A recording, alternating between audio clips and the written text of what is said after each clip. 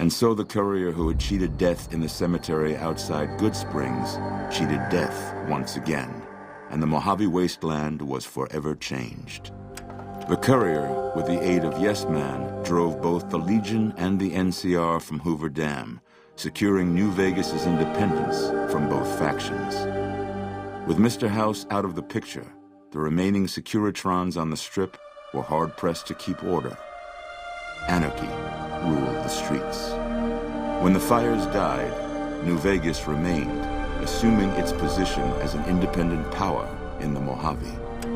Supporting the ideals of independence, the courier was recognized as the man responsible for a truly free New Vegas.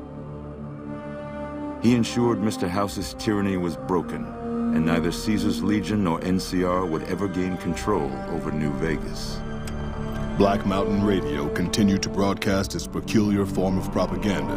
Raul Tejada faced his execution each day, though pardoned in the end. Travelers venturing too near Black Mountain continued to be harassed by Tabitha's followers.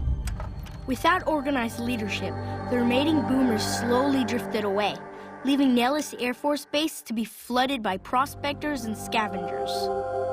All of the boomers' accumulated knowledge quickly scattered, and their existence slowly faded from memory. Buried beneath tons of rubble, the Mojave chapter of the Brotherhood of Steel was no more. Those few who were outside the Hidden Valley bunker when it was destroyed settled into new lives, or headed west to find a new chapter to join. Their leaders destroyed by the courier, the fiends scattered throughout the wasteland. Without the organization of Motor Runner, Cook, Violet, and Driver Nephi, they were easy prey. After the courier ensured New Vegas remained free, the followers found that independent Vegas was even more unstable and violent than before. Old Mormon Fort became excessively burdened by the influx of patients, struggling to provide even the most basic of services. Travelers continued to stop by Good Springs Source for water on the Long 15, but rarely would anyone venture into the ruins of Good Springs itself. Those who did were almost always tourists, come to visit the graveyard where the courier rose from the dead. After generations of being beaten down, the great Khans were finally broken by the courier.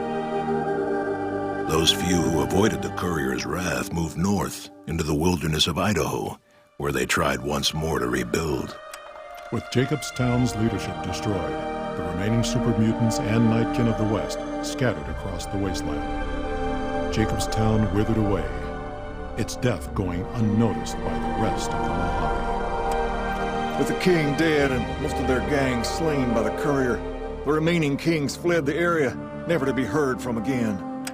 After Hoover Dam, the leaderless powder gangers at the correctional facility vanished into the wastes, leaving the prison empty.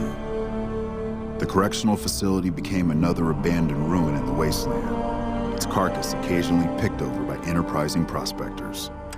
Armed with a wide array of improvised explosives and stolen weapons, the Vault 19 powder gang tormented the Mojave wasteland for years. Citizens of the NCR were favorite targets, and they always suffered the worst fates. Prim, already torn apart by powder gangers, was dealt a killing blow by the courier. Though prospectors pick through the remains of the town from time to time, no one reestablishes it as a settlement. And so the courier's road came to an end, for now. In the new world of the Mojave wasteland, fighting continued, blood was spilled, and many lived and died just as they had in the old world.